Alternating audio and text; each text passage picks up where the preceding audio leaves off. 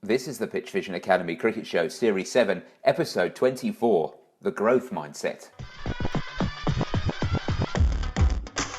Coming up on this week's PitchVision Academy Cricket Show, we unpick the idea of the growth mindset, what it means, how you can bring it into your game, or how you can bring it to games of other people. It's a really powerful tool for coaches and players. And we also help a couple of players with a couple of problems.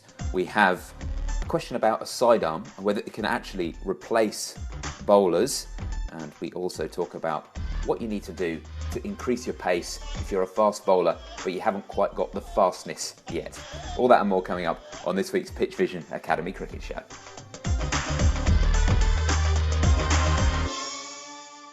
Welcome to the PitchVision Academy Cricket Show. This, of course, as you probably know by now, is your guide to better cricket. We spend half an hour or so chatting about the game, helping people improve, and hopefully having an entertaining time along the way. My name's David Hinchliffe. I look after things here, and helping me to help you are two very fine cricket coaches. The first is the Director of Cricket Coaching at Millfield School. It's Mark Garaway. Hello, Gareth. How are you? I'm very well, thank you. Yeah, very well. Good. Got exciting times up ahead. It must be getting to the peak of your season in the school now. Yeah, it is. It's a bit worse. Our last week of term, it's a pretty busy one. We beat Wellington School and Sam Curran on Monday in the T20. So the guys are off to Arundel for the finals day down there, which is good. The 17s are in the semi-final of a competition that I think you won last year, Sam. Was that right? Yes, that was really good day out for us last year, actually. But, yeah. Who have you guys got in that one? Somebody down in Essex, not quite sure, not heard of them before. So we got them. 15s have got regional finals tomorrow, and the 14s are in the regional final on Friday. So yeah, it's a busy old time. Fantastic. And what wonderful undermining skills that, not saying you've never heard of the school before. It's gonna put them on the back foot straight away. Well, it'll probably motivate them to pull out the performance of their lives. But I hadn't heard of a school. I have had a look at their website, and they run a very good cricket program, which is linked to Essex. So they're going to be useful. A good test for the lads. And that other voice you heard was Sam Lavery, who's the cricket professional at Portsmouth Grammar School. Similar story for you, I suppose, Lavers. Lots of action. Yeah, it's kind of it's our unofficial cricket week this week, really. So we've got MCC today. We've got Xavier College from Australia are over, and they're doing the rounds around the country at the moment with some good fixtures. So we're playing them tomorrow. Then it's Old Boys Friday. Then a block fixture Saturday, and then South African touring team Monday. So there's quite a lot going on around other things with knockout games and a few things still going on. So yeah, hell of a lot of cricket to fit into the next sort of week or so. But lots of exciting stuff and great opportunities for all the guys. Yeah, well, it's a longer winter, isn't it? So you've got to get stuck in when it's busy like that. Absolutely. Obviously, you guys are both doing a lot of school cricket, and kind of related to that was the topic that I wanted to speak about this week, which is this idea of a growth mindset, which has become very popular in recent times. And I think everyone can learn from it, whatever you're doing in cricket, whether it's coaching, whether it's playing, whether it's club cricket, school cricket. So I thought maybe we could have a little chat about it, how much you've sort of brought this idea into the way that you coach, this idea of a growth mindset. And first of all, what it is really. Second of all, how much you've brought it in, and how much you think you can help bring it in more for players who are coming into the game. So, Gareth, I know you've written about the growth mindset on PitchVision Academy before. So, what is it to you? Well, I suppose fixed mindset and fixed views are things that, as coaches, I think the best coaches I've worked alongside have always challenged those fixed mindsets. So a fixed mindset, would be about rain, which we're having quite a lot of in the UK. We're going to be off today is a fixed mindset. And whereas a growth mindset will be, well, that isn't something that we can control. All we can do is prepare ourselves as best as can, just in the case the event comes out where it starts to be sunny. And the bottom line is, if we approach this situation where there's rain about in a more positive light than the opposition, and then we give ourselves a better chance of success. And that's an example of a growth mindset, is how to look at stuff with potential off the back of it, as opposed to doom and gloom. And we see it a lot with batters, in difficult conditions, facing a pitch that's a bit up and down. Instead of seeing that thing as a problem that you can't get over, seeing it as a challenge to score 30 or 40 instead of 100, and it's still to be a match-winning contribution. There's lots of different examples. But as a coach, even before I understood the terminology around growth and fixed mindsets, I was always quite keen to attack and challenge those fixed views, those limited views that players, coaches, parents, and anybody else associated in the game can come out with, which are pretty prevalent. And if we can attack those and coach people in an appropriate fashion to shift from a fixed to a growth mindset, then we tend to get some sustainable and controllable results come off the back of it. One of the things, particularly in club cricket, I think, where people are not at the top of the game, is you hear quite a lot is I'm not very good. They come up with this idea of how good they are, and that is a fixed thing. And that's when I think of a fixed mindset, I think of someone saying I'm not very good. But when I think of a growth mindset, I think of somebody saying I'm not very good at that yet. And that's the difference, I think, to me anyway, between someone who's fixed on whatever their ability is and someone who feels like they can improve and do things better and do things that they can control. And that's the difference between a fixed and a growth mindset to me. The word "yet" is a brilliant one for anybody who's in that fix. It is a fantastic word to put on the end of a sentence. You can basically repeat their language that they've just said to you, stick the word "yet" on, and then back it up with something. So an example, I'm sure you've used it in the past, David, is I can't play spin. Okay, right, you can't play spin yet. And the reason why you can't play spin is because it's not something that we've covered. And when I've showed you a few methods, when I've shown you some videos of people that play spin really well, when we've layered up our practice appropriately, you'll be in a much better position to play spin and not only survive against it, but thrive against it. And, that's the way to shift from that fixed mindset, I can't play spin, and give them some potential and something to aim for. And Lavis, what about sort of putting this into practice in a way? So when you come across players with a fixed mindset, how do you help them learn the idea that they can grow and they can improve? Well, I think the principle of improvement is one most people will be open to. I just think sometimes the realism of what they're trying to achieve gets a little bit clouded. So some people may playing spin's a good example, but some people may look at a world-class performer or someone who's the best in their team, who's considerably better than them at something, and then they'll look at their own ability levels and they'll see that there's a bit of disparity between the two, and they'll feel like getting from their ability level to where they want to be is something that's very unachievable. But if we can break that down with them and say, look, we're looking to get from this ability level, hopefully somewhere near there, or hopefully even beyond there.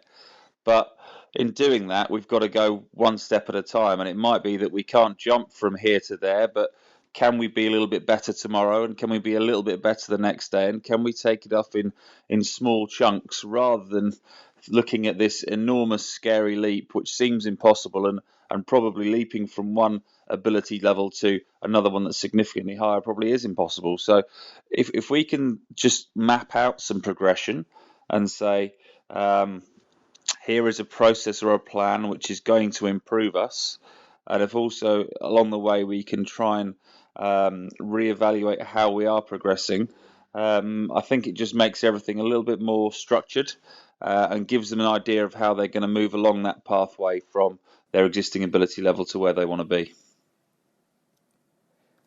I think it kind of works another way as well, in that when players feel like they're very good but haven't had the opportunities to show that, that's quite a fixed mindset as well. Instead of saying, right, I'm going to go and I'm going to find ways to show that I'm as good as I think I am, and whatever that is, rather than waiting for someone to give them the opportunity.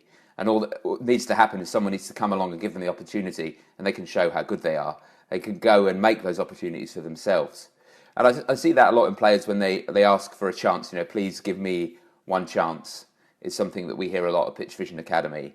But to me, it's not really about giving you one chance. It's about making those chances for yourself and going and doing it repeatedly and improving repeatedly until you get to that point. So it's not just I feel like a fixed mindset isn't just a negative thing, as in I'm not very good. Sometimes it works the other way. It says I'm too good, but I need someone else to come in, and I need someone to come and give me the chance to show how good I am. Oh, we have that a lot. We have that a lot at school, with guys that aren't on academies, but actually, in some cases, outperform players that are on academies and are in England setups and what have you. And the bottom line is performance, isn't it? And it is continual performance. And if you continue to perform and you continue to do the right things, and at some point, especially in a game like cricket, which is a late specialisation game, at some point somebody is going to recognise that. And the world is small. People know who the best players are. People talk, and those opportunities can only be created by people who consistently do the right things on a regular basis. And that's what I always say to people. So the fixed mindset is I never get the opportunity. If you keep doing what you're doing and keep performing and keep putting the work in behind it, then it is inevitable that you will get that opportunity. The only reason it won't happen, well, if you then feel sorry for yourself, bit of self-pity, and go down that trap of, oh, it's so unfair. The world is fair if you put enough effort in. Yeah, I think ultimately people and clubs and counties, they want the best players, don't they? So they want to find you and they want you to prove that you're the best player. So if you continually prove that, they will be asking you to come along, and they'll be giving you contracts, and things will happen eventually. But they want you. It's not like they're wanting to give it something to someone else for the sake of it. They will want the best person for the job. Well, I've just literally got off the phone before starting this to England's national selector, who's talking about two guys that came onto our programme at school that he wouldn't have been talking about a year ago. And they've come onto the programme with the intention of improving, have put absolutely everything into their individual development. And now I'm being called up by the national selector to ask about them and how they're going. And do you think they'll be able to do this? Do you think they'll be able to get picked for this international team? And and that's fantastic. And there's two examples of people who have taken a growth mindset into a new environment, rather than thinking, oh, all that's happening here is that I'll keep performing and nobody will take notice. Okay, let's wrap up this section with the yes/no round. 3 questions that can only be answered yes or no, no matter how much more the team want to say.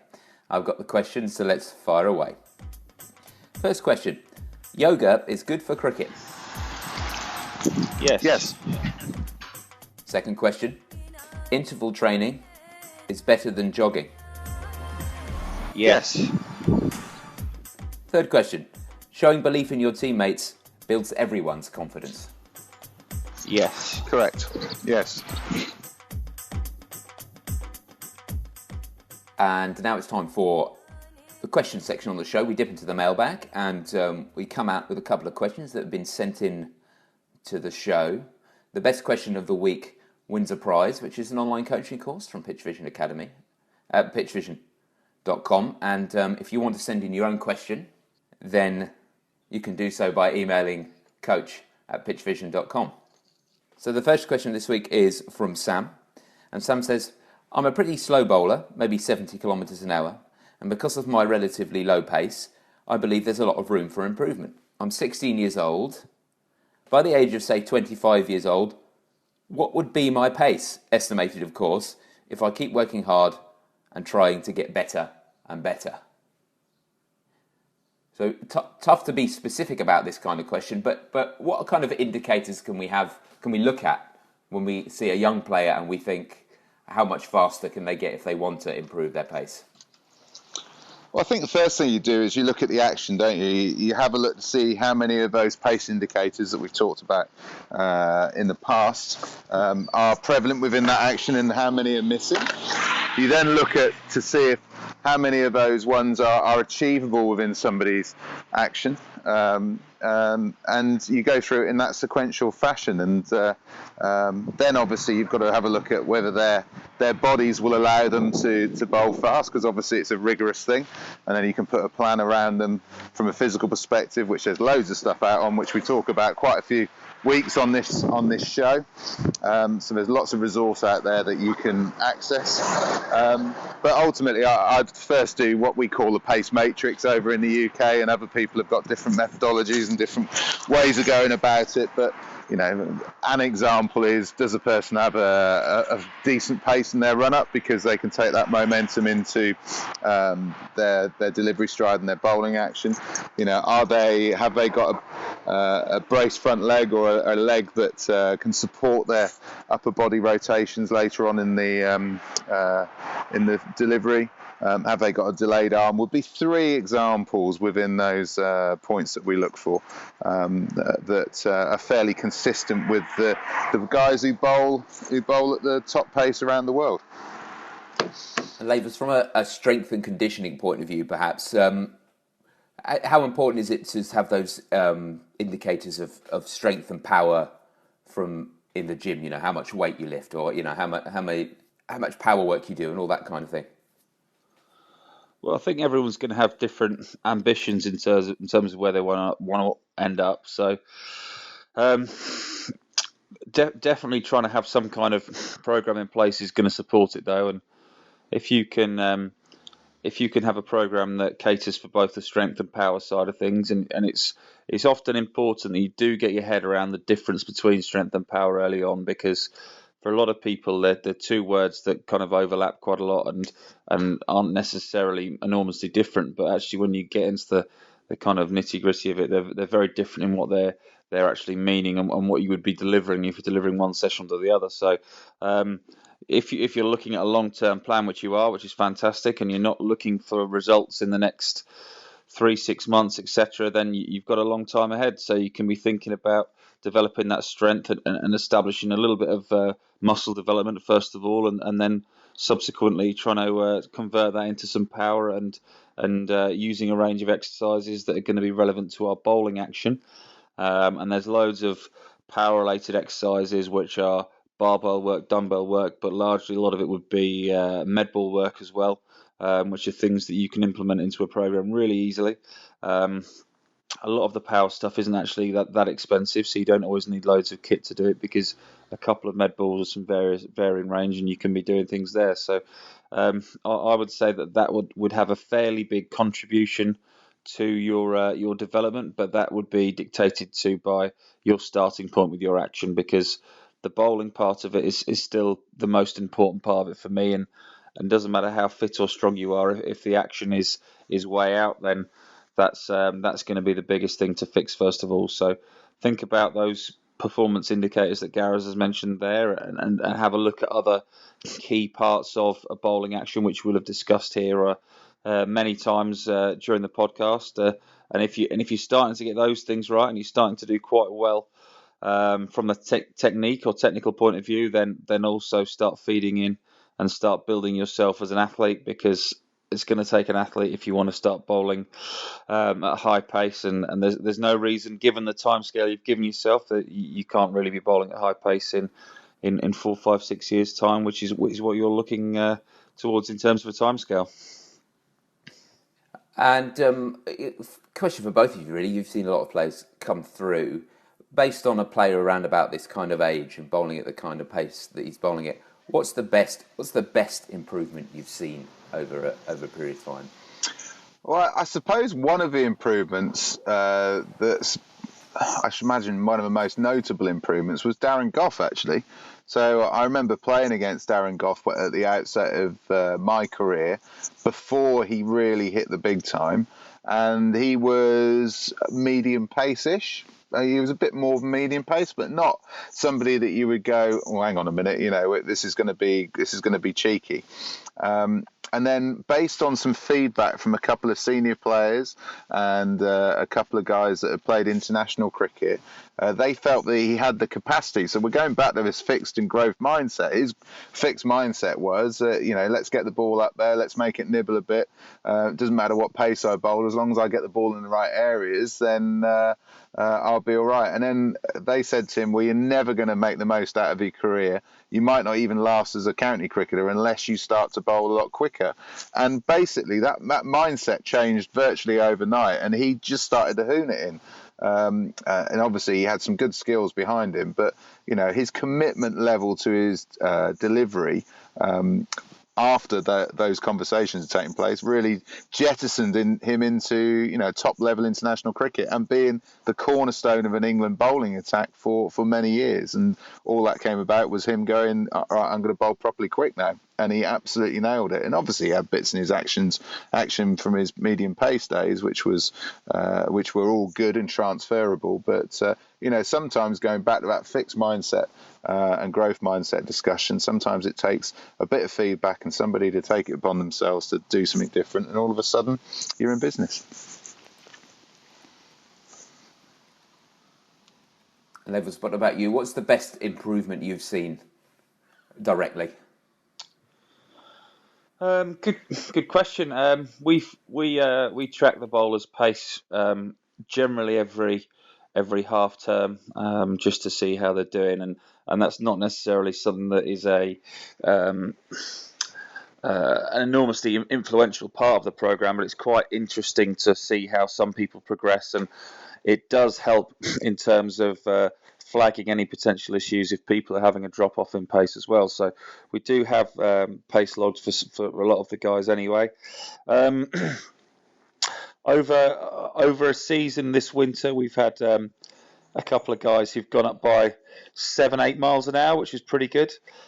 These are guys who are kind of on a what we call an athletic development program, as well as being working through a winter bowling program and obviously having a summer season. So over a year, 7-8 miles an hour was achieved by a couple of guys, which we were really impressed with.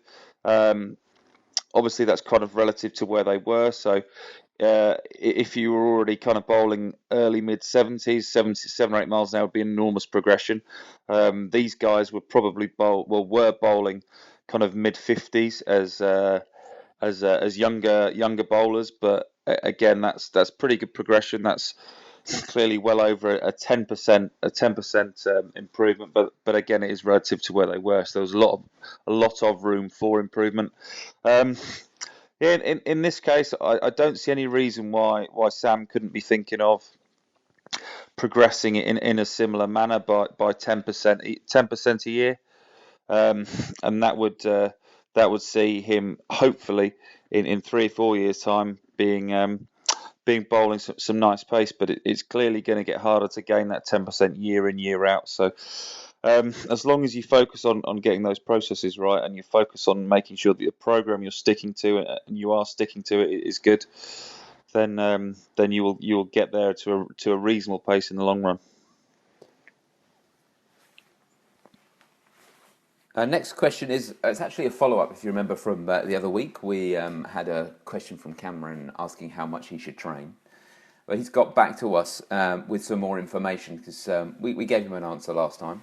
And he said he's come back with some information, and he wants to know more about the type of training he's doing. So here's his question. I practice 3 hours a day doing underarm drills and 1 hour using the sidearm, and almost no actual bowlers bowling at me. Can a sidearm replace the need for a bowler? No, is the answer to that. Not totally. I think it's a fantastic bit of kit. It's equipment that we use a lot, and I'm sure Sam uses a lot, and you use a lot as well, because it enables us to get volume in to practices without us killing our shoulders, which has been a constant bane of my life up until the invention of this wonderful piece of equipment. Yeah. And also it enables us to be able to deliver balls into good spaces, mimicking and replicating, yes, throwing, but more importantly, if we get good at it, which is where I would encourage all coaches and any players that really want to help their mates get better, to try and start to bowl with it as well, and that takes a bit of practice. But if you can get bowling with it, then not only are you getting the balls delivered into good areas, but also you're training the batsman to pick up visual cues, and those visual cues in terms of lines and lengths, which are absolutely essential to top level batting. You know, the ball speed at the top level is so fast from seamers that you have to be in a position where you can preempt what's coming along with a degree of certainty. And obviously, if we're just doing underarm feeds and we're not facing bowlers, then the more relevant and more specific that bowling action or that action that somebody is using the sidearm, the better it will be for them to how you train your visual cue skills in that initial stage where you're picking up ball release and picking up ball intention before ball release happens. Yeah, that sidearm is definitely a godsend to me. I'm sure it is to you as well, Lavers. And I do encourage the guys who are more batters than bowlers to use the sidearm instead of trying to bowl their, terrible non-spinning off spin, which is usually the case. But how do you think, if someone did exclusively practice with underarm drills and sidearm, how do you think they would do when they went into a game situation? Do you think how much can they transfer across, or is it quite a low transfer across? It'd be interesting to see, wouldn't it? I think. Yeah. I think that the key part for me on that would be how you manage that kind of ratio or separation of the two skills. And at the moment, there's obviously a weight towards those underarm drills, and you've probably got a reason for that, which is fine. And I would like to think that as you move through the calendar year and as you get to different phases of the season, and we're obviously not 100% sure where exactly you're based and what your season kind of calendar is, but that might shift a little bit from one to the other and then potentially back again depending on what you're trying to achieve. So first of all, I'll be trying to make sure that if these are the only two things I've got available, then I'm getting the balance right between them. So if we're right in the middle of the season and all we're facing in matches is those fast bowlers running in and bowling pace, and we're looking to prepare for that, we probably don't want to be having an enormous weight towards the underarm drills, because that's not necessarily going to prepare us to see those cues and react at speed, whereas the sidearm hopefully is going to replicate in a reasonable manner. And then similarly, if we're looking for technical changes and we're looking to sort of rebuild something, and it's hopefully, well, ideally would be away from the season a little bit, then we maybe shift it back towards those underarm drills. So I think getting that balance first of all is a really important thing, and making sure that what you're doing is applicable to what you get out in the middle. I would also say, think of any other ways you can train. Think of anything else you can do to challenge yourself. Even if you've not got someone who can run in and bowl fast, so are there other ways that you can challenge your body and the way you move? So whether it's quick fire drills or simple throwdowns, which again aren't as ideal as bowling, but they're different again. So as many different methods as possible would be really good. But transferring and seeing how relevant other forms of practice are without any bowling, that would be one that I probably wouldn't be able to kind of comment on enormously, but it would be interesting to see how someone could do if there was a control and an experiment was put in place with people trolling against bowls and people training purely without them. One for you, David. Yeah, I think, yeah, absolutely. That's what I was thinking. What a great case study research project that would be. I mean, two things on underarms. People, as Sam quite rightly said, people use it as a bit of a technical remodel method. And also people use it as part of their pre-match routine method. So Michael Vaughan was massive for having 10 minutes of underarm bobble feeds to go through a variety of different drills. before he went into overarm stuff and then face bowlers, so it's part of his pre-match routine. The other thing I would say is you've obviously got an amazing work ethic and a desire to get better, which is fantastic, and it's great to hear the level of practice and the hours that you're putting in. What I would say is if you're not facing bowlers in nets, say for all the way through the week, yet you're having this big bulk of practice, is it worthwhile substituting one of those 4-hour days to see whether you can locate a game of cricket where you give yourself a chance of facing bowlers in a game? And, in many parts of the world, being able to track down a game of cricket or being able to play for a wandering side or an invitation team or whatever the case may be is very achievable. So, just something to contemplate and think about potentially, and trying to track down a game of cricket for yourself. Yeah, I was thinking that it doesn't even have. I mean, the standard doesn't really matter, does it? It's just the fact that you're facing ball. Even if you go down the end of the street and someone's having a game of tape ball, do you know what I mean? If someone's running in and bowling, running in and bowling, you're getting that instant feedback of a bowler running in, and you having to watch the ball and develop your method of picking up line and length and selecting the correct shot and then putting that shot into action. Those three things that you talked about a while ago, Gareth, the missing 2/3 of batting that we focus so much on the technical side, we forget about those other two things often. But they're equally, if not more important. So it's a great process to practice, isn't it? Facing those bowlers, and as you say, it can be something that seems so informal in a game of tape ball. But how many world-class players over the years have been brought up on that, because it simulates and stimulates the right parts of our batting system. It gets us to pick up those visual cues that we talked about earlier.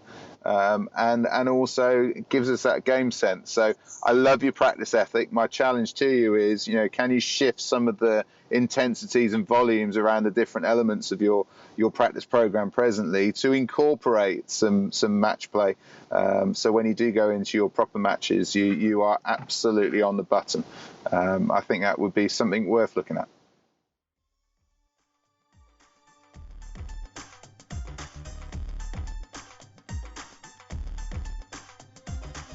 It's soapbox time now on the PitchVision Academy Cricket Show. It's a minute on the clock, and one of the member of the team gets to talk about whatever they like for that minute. This week, it's Sam Lavery. So, Lavers, over to you. Okay, well, mine kind of relates back into a little bit to what we've mentioned so far in the growth mindset a little bit, and also we were talking about sidearms there and different ways of applying them into a program, but. A couple of weeks ago, it's probably a month ago or so now, I had one of my boys was using the sidearm, and he had the disaster of thinking that someone drove a ball back at him and he'd stop it with the sidearm, and obviously disaster happened, sidearm snapped, handle off. This isn't good news. Now, from a fixed mind point of view, straight away throw it in the bin, off you go. What I've decided to do was I decided to tape up the remaining handle, so I've lost the actual blue or red or whatever colour bit it is, and I've now got a sidearm that's about 2/3 the size. In fact, it turns out, with the handle wrapped up, this turns out to be a fantastic way of introducing players to the sidearm, getting younger guys a bit more familiar with batting against it, having a little bit less bounce and a little bit less pace, but it's a great transfer from working with a batter and a bowler, or sorry, working towards a batter and a bowler, or a batter and a full-length sidearm, which is obviously a lot quicker. That is the end of the show for another week. Before we disappear completely, we just need to do a quick decision on the winner of this week's competition. That is the online coaching course from PitchVision Academy at pitchvision.com. And the questions on offer this week was Sam's question about bowling faster, always a classic, and Cameron's question about using the sidearm in lieu of using a bowler. So which one did you prefer this week, Gareth? I prefer Cameron's one this week, and now I'm just checking. Did he win a prize the other week? Oh, do you know what? I can't remember. Well, then if he has, then it's double your money, isn't it? Get in there. I'll tell you what it was, Gareth. Due to technical difficulties, we didn't have a winner last week. That's true. So actually, that is true. So fill your boots this week, Cameron, because you've your question was absolutely outstanding. Really good. Hopefully, we've given you a few bits of clues and answers, and you'll shift your training to take you to a new level. So yeah, all yours, mate.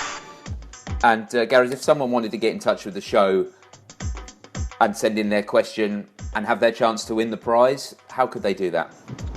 They could give us a call, David, on 0203 239 7543, or drop us an email on coach@pitchvision.com. That's right. You can, as is the modern way, you can find us on social media as well. We've got Facebook over at facebook.com/PitchVision Academy, and Twitter is at PitchVision Acad. You can listen to the show every week by subscribing. It's free. It comes out every Friday. Just go to your favourite podcast app, do a search for PitchVision Academy. You'll find us in there. Just tap on that subscribe button. It works on your phone, on your tablet, on your computer, whatever you've got. And speaking of your computer, if you go to pitchvision.com/academy and click on the podcast link, you'll see all the old show notes. You'll be able to stream the show directly from the website, or you'll be able to download the file and stick it into whatever device you have handy. So that's all for this week. We hope you listen next week. But until then, have a good week. Cheers, Gareth. Cheers, ladies. Cheers, fellas. Cheers, guys.